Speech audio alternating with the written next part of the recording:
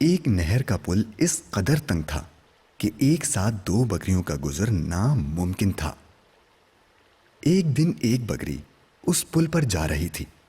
پل کے بیچ میں پہنچ کر اسے ایک اور بکری ملی۔ پہلی بکری دوسری بکری سے کہنے لگی، تم واپس چلی جاؤ تاکہ پہلے میں پل کو پار کر لوں، اس کے بعد تم آ جانا۔ دوسری بکری بولی، واہ بھائی واہ، میں بھلا کیوں واپس چلی جاؤں؟ تم ہی واپس کیوں نہیں چلی جاتی؟ اور ہاں، پہلے مجھے گزر جانے دو۔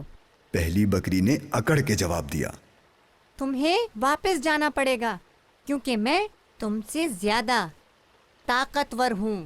دوسری بکری نے کہا، زیادہ تو کیا، تم تو میرے برابر بھی نہیں ہو۔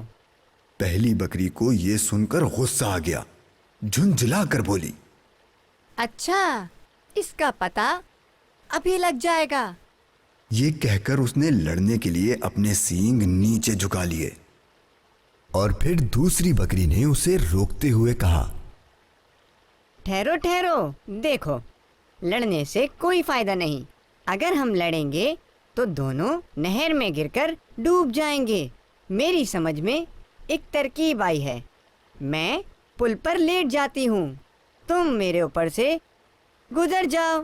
یہ کہہ کر دوسری بکری پل پر لیٹ گئی اور پہلی بکری آہستہ آہستہ اس کے اوپر سے گزر گئی۔